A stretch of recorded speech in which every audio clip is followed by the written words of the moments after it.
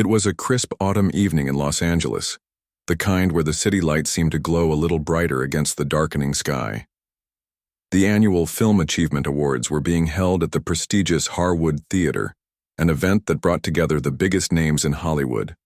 At 91 years old, Clint Eastwood remained a towering figure in the industry, his weathered face and piercing eyes carrying the gravitas of a man who had shaped American cinema for over 6 decades.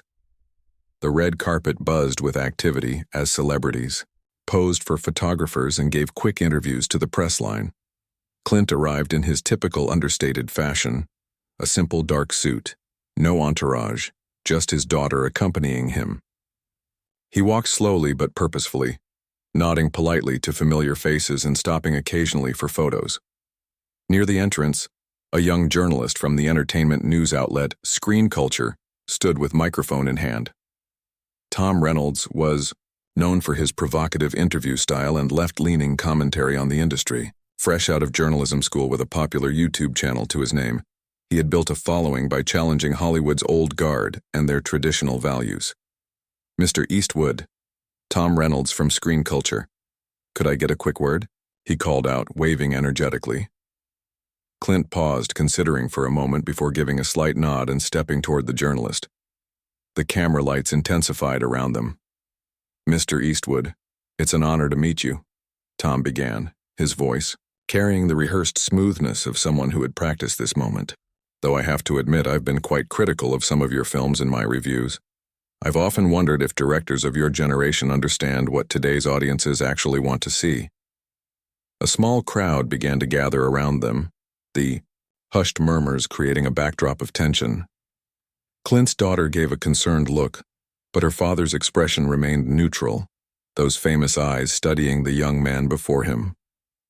"You've made a career playing tough guys with guns and directing films that some critics say glorify a very particular kind of American masculinity," Tom continued, gaining confidence. "Do you think your work has aged well in today's more progressive society, or is it time for directors like yourself to step aside for new voices?" The crowd grew larger now, phones raised to capture what was happening. Industry veterans who knew Clint well exchanged glances, recognizing the potential for a noteworthy moment. Clint was famous for being a man of few words, but those words typically carried weight. For several seconds, Clint remained silent, his doe gaze unwavering. The veteran filmmaker had weathered decades of criticism, political attacks, and industry changes. He'd directed over 30 films, won multiple Academy Awards, and had reinvented himself numerous times when others had written him off. "You know," he finally began, his voice that familiar gravelly whisper that somehow commanded complete attention. "I've been in this business since you were just an idea. Made some good pictures, made some that weren't so good." He paused and the crowd leaned in slightly, not wanting to miss a word. "What I've learned is that everyone's got opinions. Critics, journalists, audiences, they all think they know what makes a good film. But here's the thing about opinions."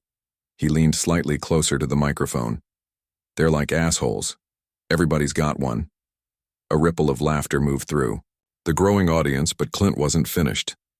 "I didn't make films for critics to analyze in film school. Made them for people who work hard all week and want to spend their Saturday night being entertained. People who understand that life isn't black and white, that heroes have flaws and sometimes the world is a complicated place." Tom shifted uncomfortably, the interview clearly not going as he had planned. "But surely you must acknowledge that some of your earlier work reinforces outdated stereotypes that—" Clint raised his hand slightly, cutting him off with the smallest of gestures. "Let me ask you something, son. How many films have you made?" Tom blinked. "Well, none. But I've studied film theory extensively, and how many jobs have you created for actors, camera operators, set designers, costume people?" Clint continued, his voice remaining calm and measured. "I haven't personally created jobs. No, but my platform gives exposure to. How many times have you put your reputation on the line to tell a story you believed in, knowing half the world might hate it, and you might lose every dollar you invested?" The crowd was completely silent now.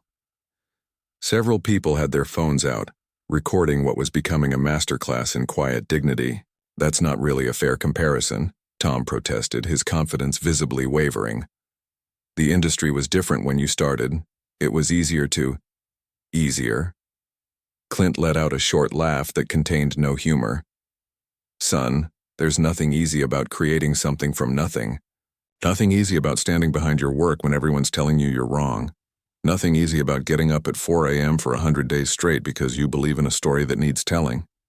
He gestured toward the theater entrance, where posters of the nominated films hung. "You see those pictures? Each one represents thousands of people working together, compromising, fighting, creating. Each one is a small miracle that exists because someone cared enough to make it happen, not to win awards, not to please critics, but because they had something to say." Tom's face had reddened, but to his credit, he tried to regain control of the interview. "I understand that filmmaking is difficult, Mr. Eastwood, but that doesn't exempt your work from criticism or analysis in terms of social impact and..." "Never said it did," Clint cut in. "Criticism is part of the job. Always has been. What I'm saying is there's a difference between someone who creates and someone who just talks about what others create. Both have their place. But at the end of the day, I'd rather be the man in the arena with dirt on his face than the one pointing from the sidelines." The crowd had grown substantial now, with several industry veterans nodding in appreciation. Even some who had publicly disagreed with Eastwood's politics over the years seemed to respect the authenticity of his response. "I've directed films with messages that people on your side of the political fence would agree with, and ones they wouldn't," Clint continued. "Made films about the damage of war, about racism, about the corruption of power. Also made films celebrating what I think is good about this country. Never asked anyone to agree with all of it." He looked directly into the camera now, those intense eyes seeming to address not just Tom but everyone watching. "The day this business becomes about checking boxes instead of telling truths is the day I really will step aside. But until then..." He straightened his already impeccable posture, somehow seeming taller than his years should allow. "I think I'll keep making pictures my way, and you can keep talking about them however you see fit." With that, he gave a slight nod to the stunned journalist, turned and continued his walk into the theater, his daughter smiling proudly beside him. The crowd parted respectfully, many breaking into spontaneous applause that followed him through the doors. Tom stood motionless, the microphone still in his hand, suddenly aware that he had just become part of a moment that would likely define his career as much as it reinforced Eastwood's legend. The camera operator next to him whispered, "That's definitely going viral tonight," and it did. By the time the awards ceremony had concluded, the exchange had been viewed millions of times, online with comments pouring in from around the world. Many praised Eastwood's measured response and the wisdom that came from decades of experience. Others defended Tom's right to ask challenging questions. But almost everyone agreed on one thing: they had witnessed an authentic moment between generations, a rare glimpse of honesty inside the Harwood Theater. The atmosphere buzzed with anticipation as celebrities found their seats. The golden age glamour of the venue, with its red velvet seats and ornate ceiling, provided the perfect backdrop for an evening celebrating film achievement. Clint Eastwood settled into his seat in the front section, exchanging brief handshakes with fellow directors and actors who approached to pay their respects. Tom Reynolds, the journalist from the red carpet confrontation, slipped into the press section at the back of the theater, still visibly shaken. His producer Diane leaned over with a concerned expression. "That didn't exactly go as planned," she whispered, checking something on her phone. "The clip is already everywhere. Comments are blowing up." Tom loosened his tie slightly. "I was just asking the questions our audience would want answered.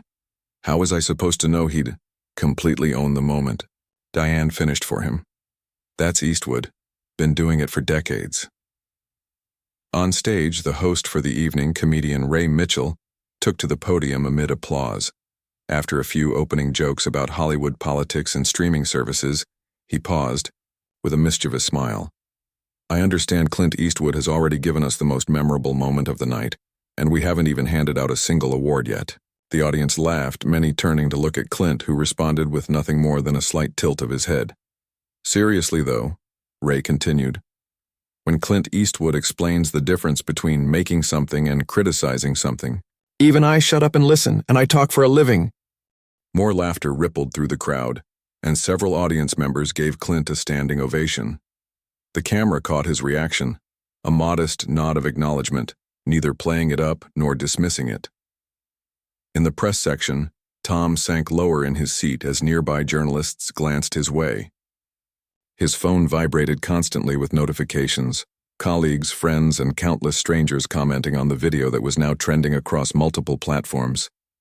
"They're calling me the journalist who got Eastwooded," Tom muttered, scrolling through the comments. "Great. That'll look fantastic on my resume." Diane nudged him. "Actually, this could be good for your career if you play it right. The video has over 1 million views already. That's more exposure than our channels had in months." The award ceremony continued, with honors being presented for technical achievements and supporting roles. About halfway through the program, the host announced a special tribute to directors who had shaped American cinema over the past 50 years, with Clint among those being honored. A montage played on the massive screen, showing clips from Eastwood's extensive career, from his early days as the man with no name in Sergio Leone's westerns to his more recent nuanced directorial works. The audience watched scenes from Unforgiven, $1 Million Baby, Gran Torino, and American Sniper, films that had often sparked controversy, but undeniably showed a filmmaker willing to explore complex moral territory. As the tribute ended, the host announced, "And now to say a few words about the impact of these visionary directors, please welcome film critic and cultural commentator Professor Helen Chen." A well-respected film scholar walked onto the stage. Tom straightened in his seat, recognizing her as one of the voices he often quoted in his own critiques. "Cinema has always been a battlefield of ideas," Professor Chen began. "The directors we honor tonight have each, in their own way, challenged us to see the world differently. Sometimes comfortably, sometimes uncomfortably." She adjusted her glasses, looking directly toward where Eastwood sat. Clint Eastwood's work, in particular, has often been a lightning rod for debate. His films have been called too conservative, by some critics too liberal by others, too violent by some viewers, too morally ambiguous by others. But what cannot be denied is that his work has consistently asked us to confront uncomfortable truths about America and about ourselves. The audience listened intently as she continued. "What many casual observers miss about Eastwood's films is their fundamental questioning of the very myths he helped create. In Unforgiven, he deconstructs the Western. In $1 Million Baby, he challenges our notions of mercy. In Letters from Iwo Jima, he asks us to see war through the eyes of those we once called enemies." In the press section, Tom found himself unexpectedly moved by her analysis. It aligned with thoughts he'd had while watching some of Eastwood's later work but had dismissed in favor of more provocative critiques that would generate clicks.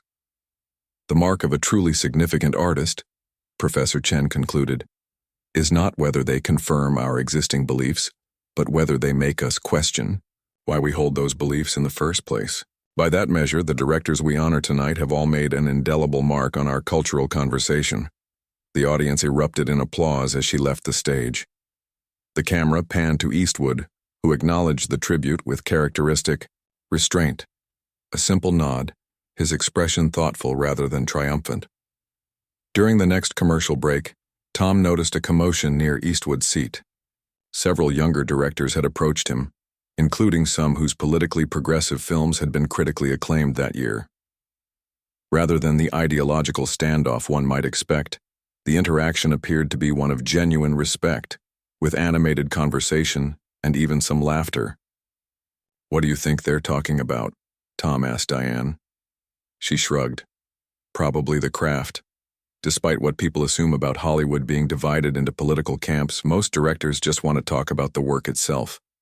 Camera angles, story structure, how to get the best performance from an actor."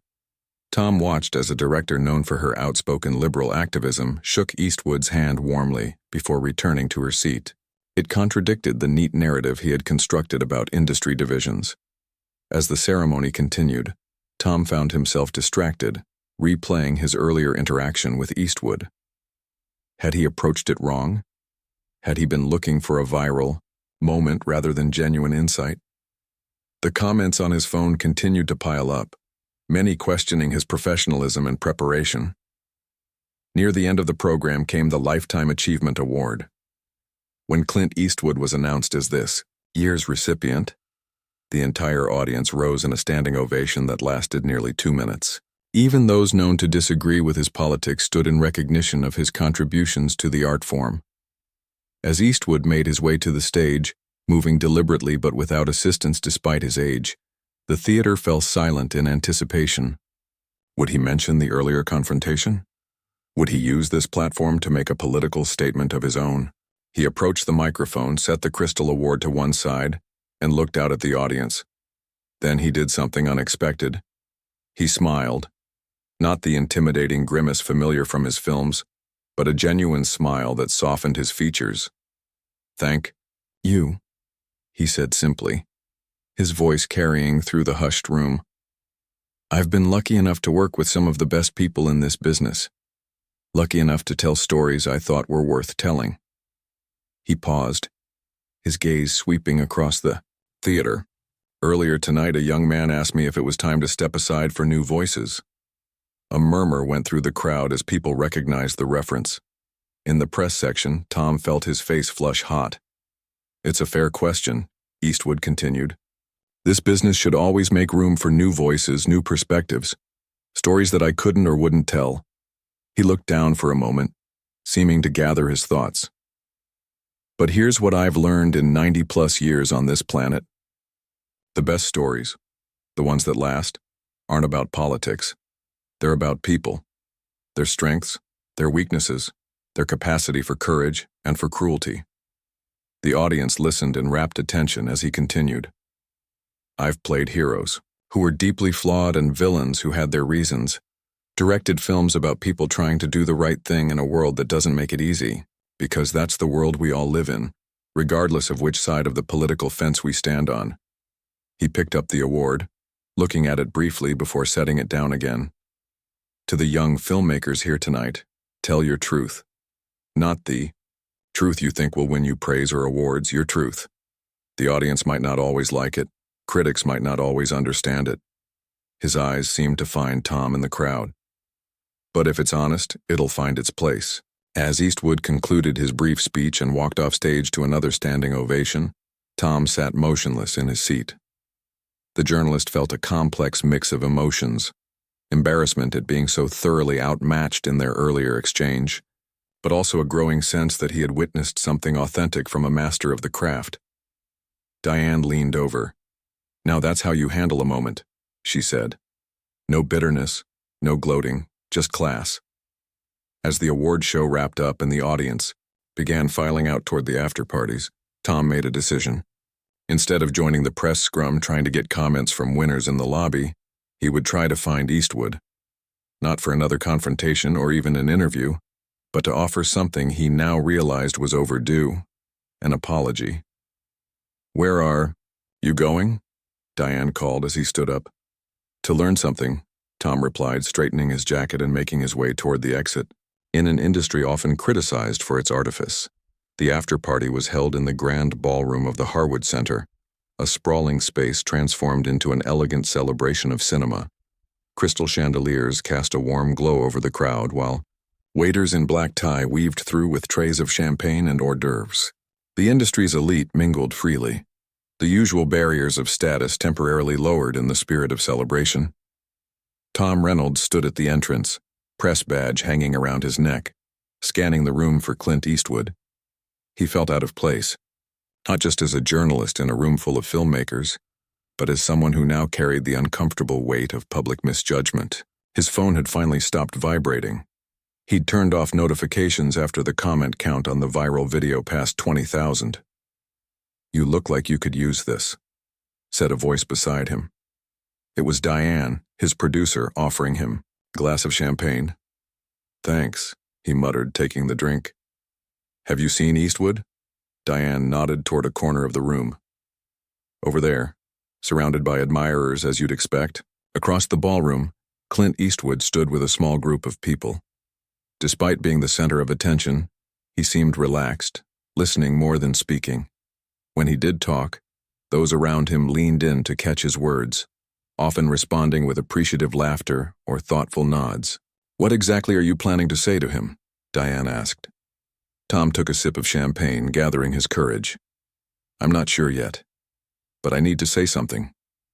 As he made his way across the room, weaving between clusters of conversations and posed photographs, Tom rehearsed opening lines in his head. The usual journalistic approaches: provocative question, requests for clarification, attempts to create newsworthy sound bites, all felt hollow now. For perhaps the first time in his career, he wanted a genuine conversation, not content. He was halfway to Eastwood's corner when someone grabbed his arm. It was Pete Wilson, a veteran entertainment reporter who had covered Hollywood for 3 decades. "Tom Reynolds," Pete said, his voice carrying the slight slur of someone on his 3rd drink. "The man who got schooled by Dirty Harry himself. Gotta hand it to you, kid. If you wanted to make a name for yourself, mission accomplished." Tom tried to pull away politely. "Just doing my job, Pete." "No, your job was to get a quick, forgettable quote for your little YouTube channel.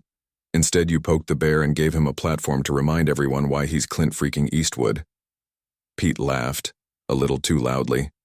"Though I gotta say, it's the most honest moment I've seen on a red carpet in years." "Excuse me," Tom said firmly, finally extricating himself from Pete's grip. "I need to speak with someone." As Tom continued toward Eastwood, he noticed how the room seemed to recognize and react to him. Sidelong glances, whispered comments behind, hands the occasional point in his direction. His face grew warm. Was this what it felt like to be notorious rather than just known? Finally, he reached the edge of the circle surrounding Eastwood. Up close, the legendary director looked even more imposing, tall and lean with perfect posture despite his age, those famous intense eyes missing nothing. Tom hesitated, suddenly feeling like a trespasser. A young actress standing beside Eastwood noticed Tom first. She whispered something to the director, who turned slowly to face the journalist. The small crowd around them quieted, anticipating another dramatic exchange. "Mr. Eastwood," Tom began, his voice steadier than he expected. "I wonder if I might have a word." Eastwood studied him for a moment, then gave a slight nod. To everyone's surprise, he gestured for Tom to follow him away from the group, toward a quieter area near the tall windows overlooking the city lights. They walked in silence, an odd pair, the towering legend of cinema and the young journalist, who had tried to challenge him. When they reached the windows, Eastwood turned, waiting expectantly.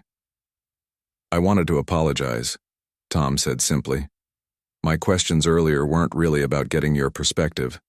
They were about making a point, about creating a moment, and that was disrespectful." Eastwood's expression remained unreadable, but he didn't interrupt.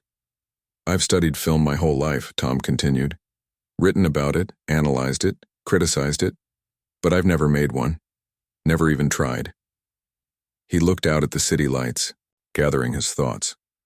"When you asked me how many jobs I'd created, how many times I'd put my reputation on the line, I didn't have an answer because there isn't one."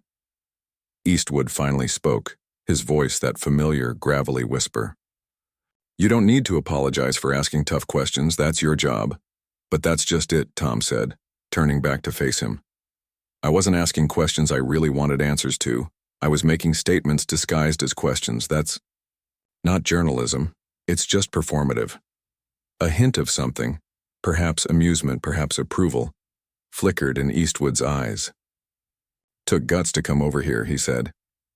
"Most would have just doubled down, written some piece about how I'm out of touch or can't handle criticism." Tom laughed softly. "I still might write that piece, once my ego recovers." For the first time, Eastwood smiled. A small one, but genuine. "Fair enough." They stood in silence for a moment, both watching the party unfold before them.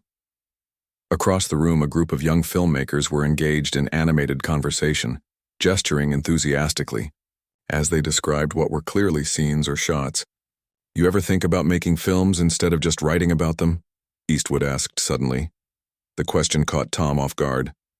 I wouldn't know where to begin. Nobody does at first.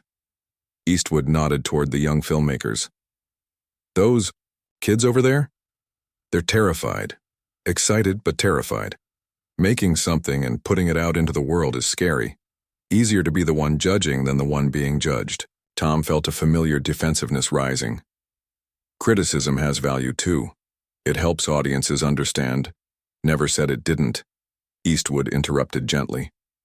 Good criticism can make good art better.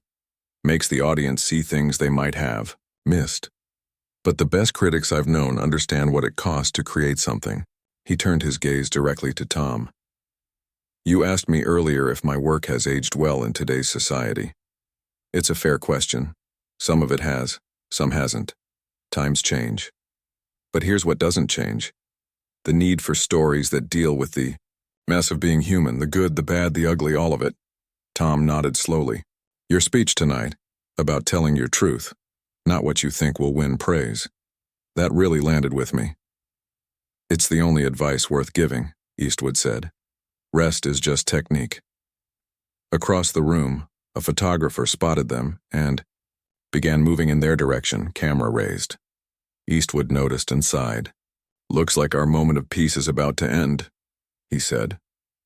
Tom glanced at the approaching photographer, then back at Eastwood.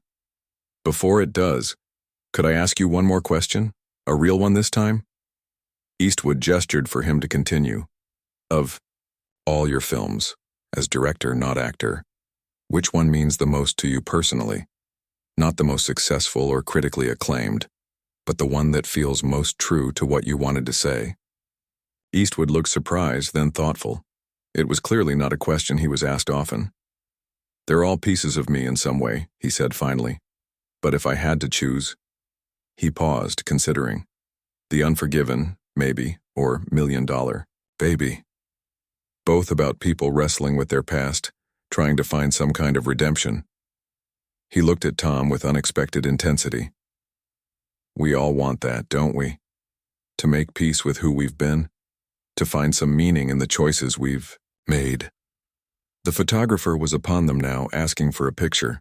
To Tom's surprise, Eastwood didn't refuse. Instead, he placed a hand briefly on Tom's shoulder, not quite friendly but not hostile either, as the camera flashed. Thanks for the conversation, young man, Eastwood said as he prepared to rejoin the party. Hope you find your story worth telling someday. As Eastwood walked away, Tom remained by the window watching the legendary director move through the crowd.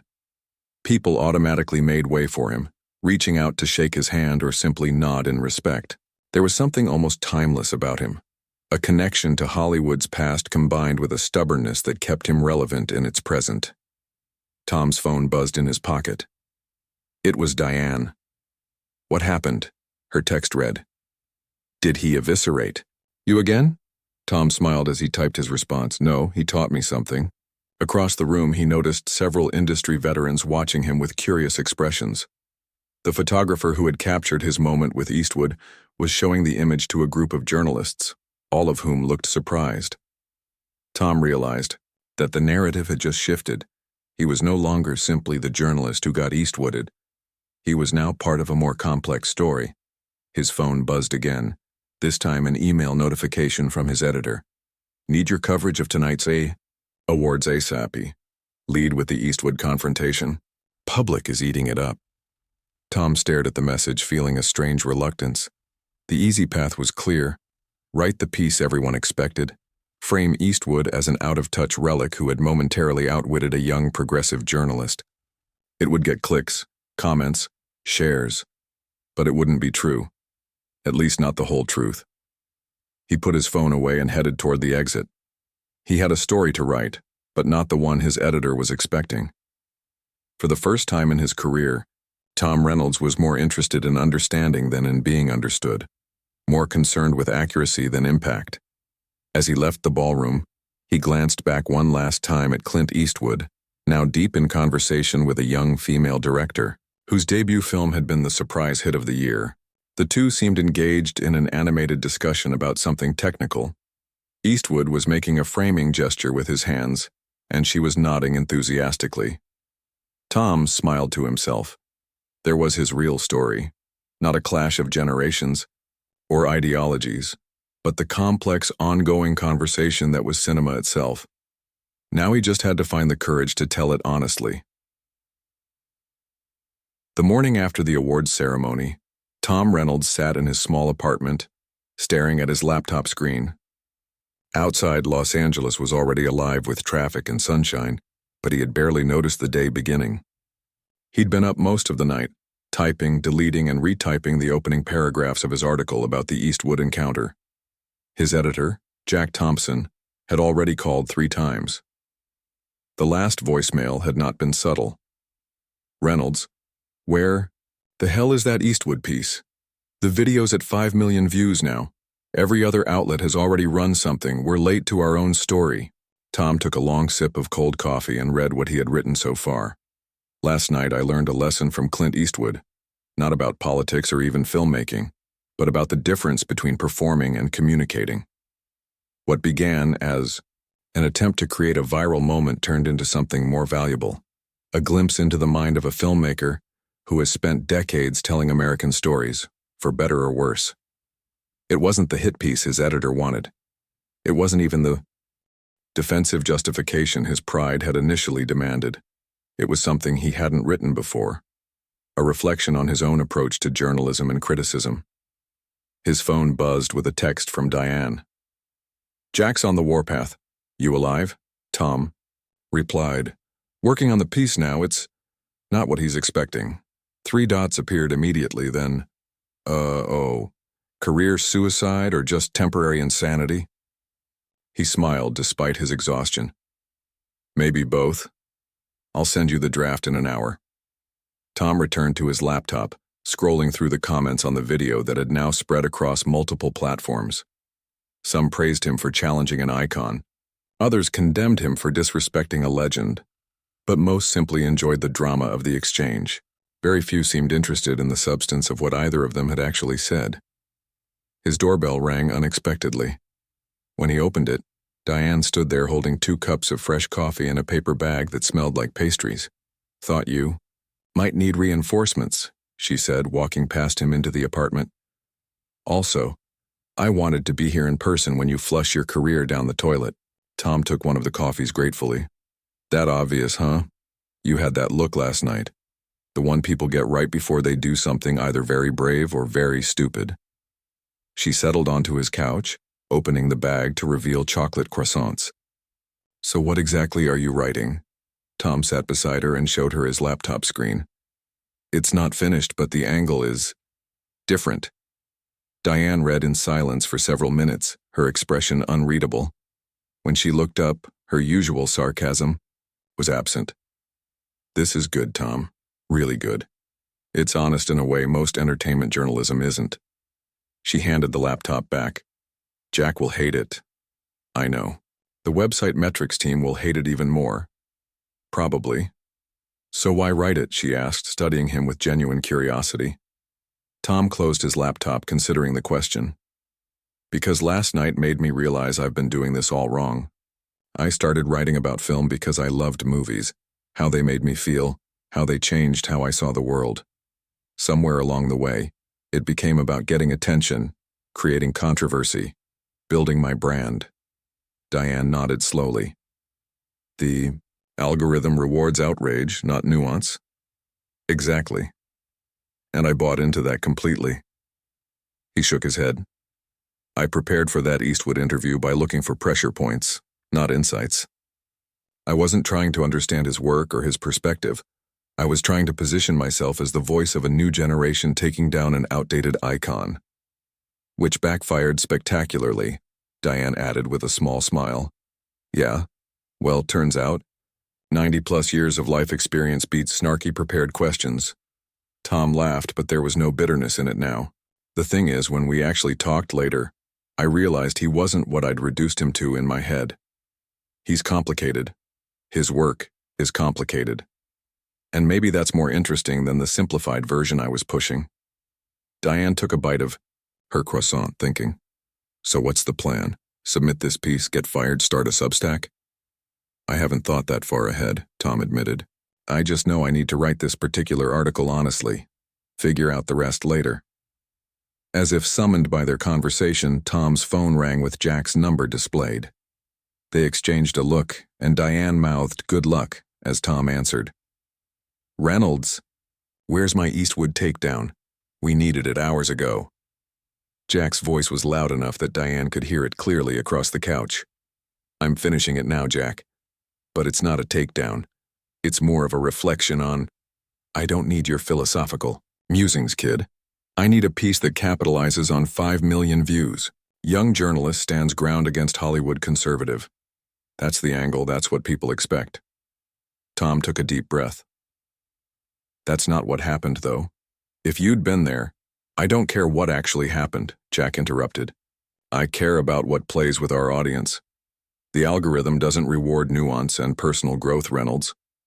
Tom caught Diane's eye, surprised to hear his own earlier thoughts echoed back at him so explicitly. Jack, I'm writing the piece I need to write. If that doesn't work for you, I understand. Tom's voice was calm but firm, a tone he realized he'd unconsciously borrowed from Eastwood himself. There was a long pause before Jack responded, his voice suddenly calculating rather than angry. Tell you what, send me what you've got. If it's good enough, maybe we run both pieces. Yours is some kind of personal reflection, and I'll have Lisa write the red meat version for the main page. I can live with that, Tom said, surprised by the compromise. After hanging up, he looked at Diane. That went better than expected. Don't celebrate yet, he still might fire you after reading it. Tom reopened his laptop. True, but at least I'll have written something I believe in first. For the next 2 hours, they worked together refining the piece.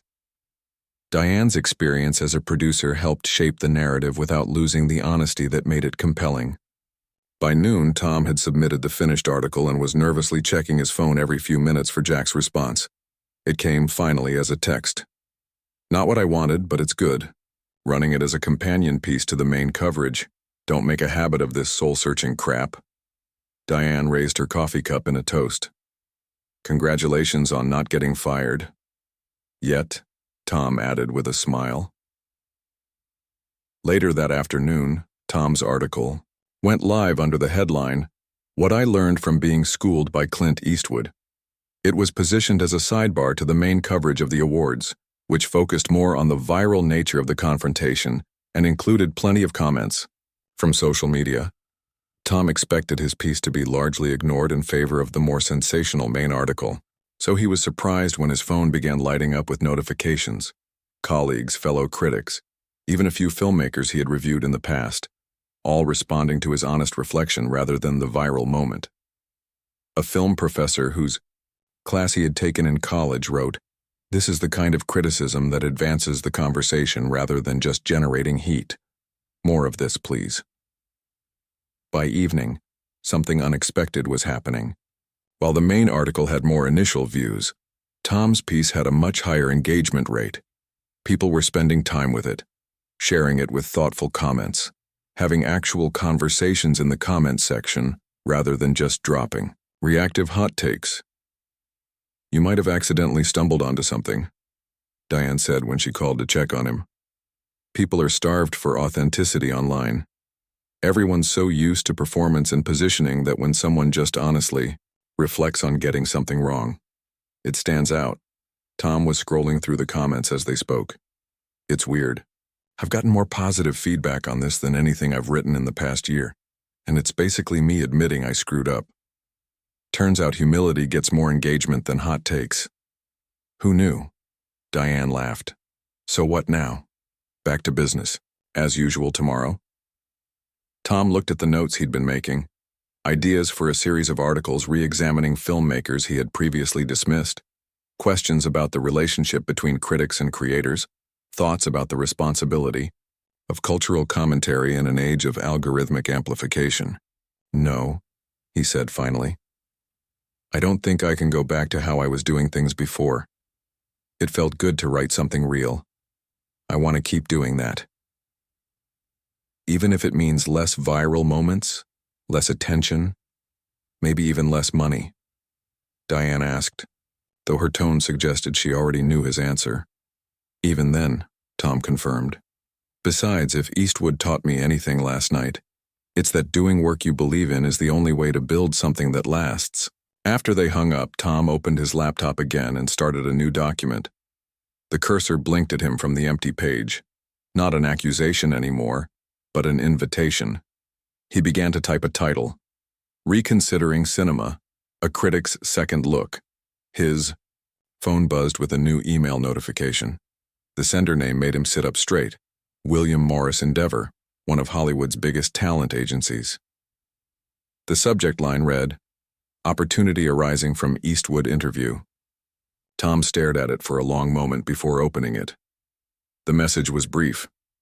The viral nature of his exchange with Eastwood, combined with the unexpected depth of his follow-up article, had caught the attention of a production company developing a documentary series on the changing relationship between Hollywood and cultural criticism. They wanted to discuss the possibility of him participating as both a subject and consulting producer. He read the email twice, trying to process the irony. His most honest professional moment, admitting his approach had been wrong, might be opening doors his calculated provocations never had. Outside his window, the Los Angeles sunset painted the sky in dramatic oranges and pinks, the kind of natural lighting cinematographers spent careers trying to capture. Tom thought about Eastwood's parting words to him. Hope you find your story worth telling someday. Maybe, in a strange way, he just had. Not the story he'd planned to tell, but one that had found him instead. A story about reconsidering not just the subjects of his criticism, but the very purpose of criticism itself. He began typing a response to the email, a small smile forming as he considered what Eastwood might think of this unexpected turn of events. The old director had spent a career exploring themes of redemption and second chances. Perhaps he wouldn't be surprised at all to find his young critic experiencing exactly that. 3 months after the viral confrontation with Clint Eastwood, Tom Reynolds stood in the lobby of Westwood Studios, nervously adjusting his tie.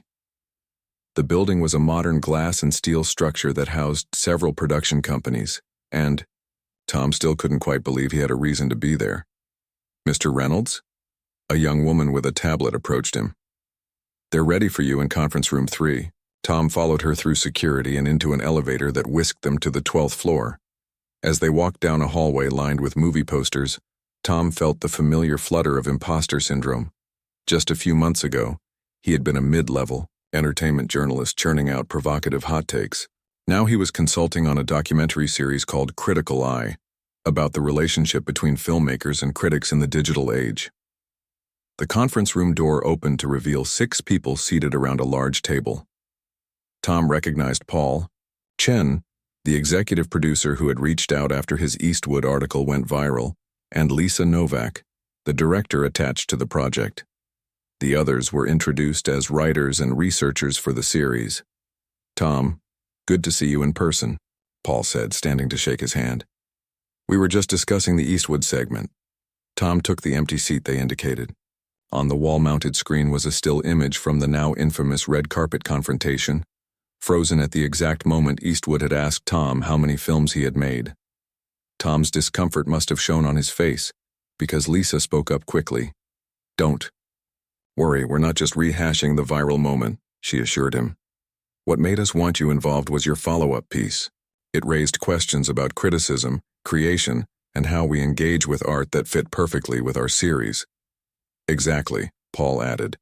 Anyone can have a clip go viral. Few would use that moment for genuine reflection.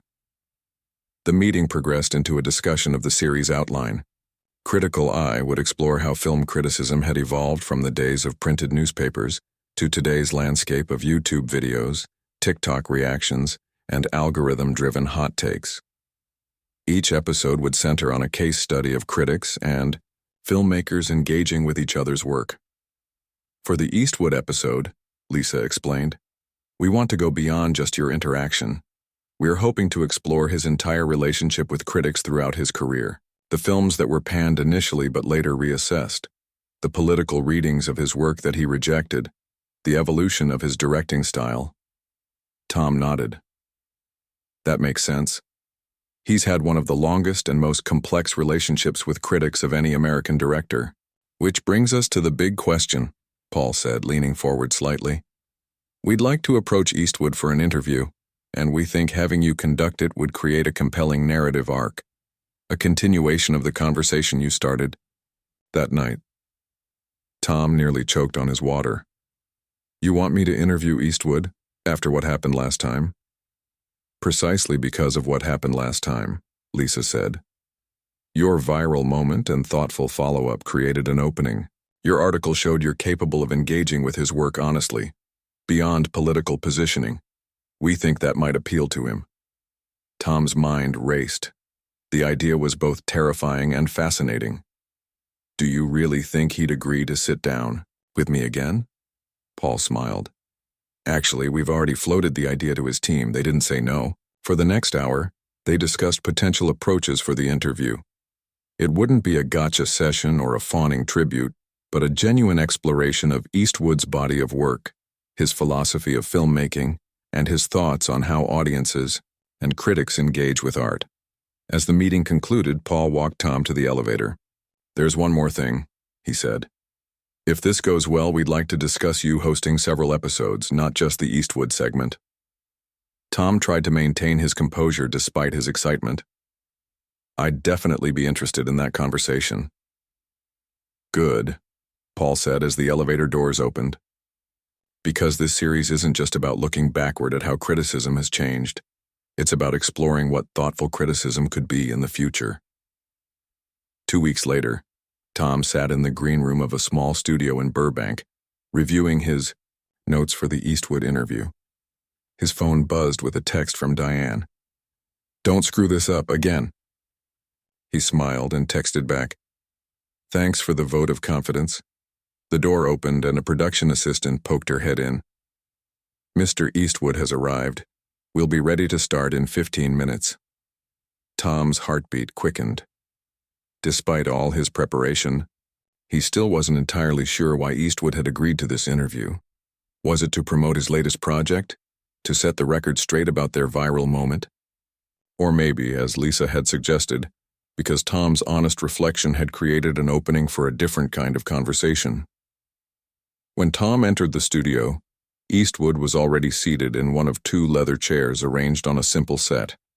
At 91, he remained imposing, straight-backed and alert, his face weathered but his famous intense gaze unchanged. He wore a simple dark blue shirt and gray slacks, no tie. Mr. Eastwood, Tom said, extending his hand. Thank you for agreeing to this. Eastwood shook his hand firmly. Figured we might as well finish the conversation we started. The camera crew made final adjustments to lighting and sound as Tom took his seat. He had insisted on a minimal setup. No audience, just 2 cameras and essential crew. He wanted conversation, not performance. We're rolling, the director said quietly from behind the main camera. Whenever you're ready. Tom took a deep breath. The list of carefully prepared questions in his pocket suddenly seemed inadequate. Instead, he decided to start with honesty. The last time we spoke on camera, I had an agenda, he began. I came with preconceptions about you and your work, looking for a moment rather than understanding. Today, I'd like to try something different. A real conversation about your films, your approach to storytelling, and how you've navigated decades of critical response. Eastwood studied him for a moment, then nodded slightly. Sounds good to me. What followed was unlike any interview Tom had ever conducted. Rather than sticking to his prepared questions, he found himself genuinely engaged in a winding conversation about the craft of filmmaking. Eastwood, often characterized as a man of few words, spoke at length about specific choices in his films, the evolution of his directing style, and the misconceptions that had followed his career. People often reduce my films to political statements, Eastwood said at one point. But I've never been interested in making message movies. I'm interested in characters facing difficult choices. They discussed specific scenes from Unforgiven, $1 Million Baby, and Gran Torino, moments where conventional expectations were subverted, where moral complexity was embraced rather than simplified. When Tom asked about the critical, Reception to his work over the decades, Eastwood's response was thoughtful rather than defensive. Good criticism makes you think about your own work differently, he said. Helps you see blind spots, things you missed. Bad criticism just tries to fit you into a box someone's already built.